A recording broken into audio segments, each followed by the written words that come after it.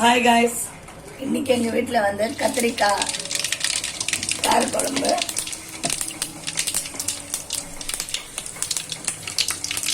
கடுகு எண்ணெய் போட்டோம். அதுலேயே நான் வந்து கத்திரிக்காய் போடுறேன்.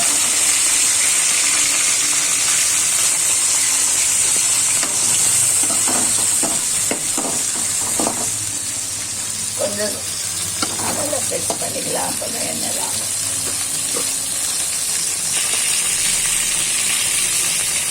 அதில் கொஞ்சம் உப்பு போட்டுடலாம்.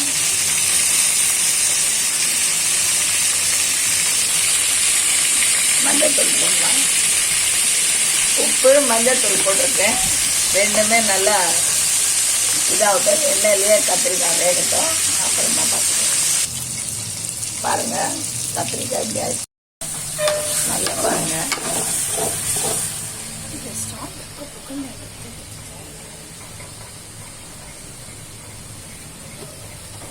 இப்போ இதுலயே வந்து நான் தேங்காய் போட்டுக்கிறேன்.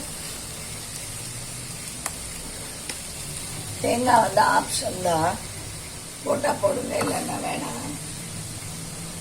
ஒருத்தர் அப்படியே யூஸ் பண்ணிக்கிறீங்க.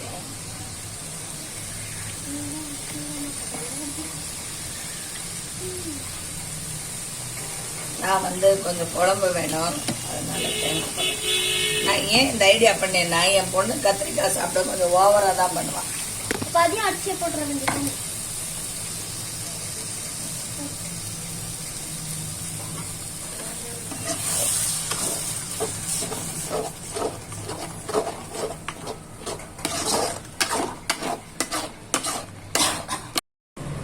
Guys,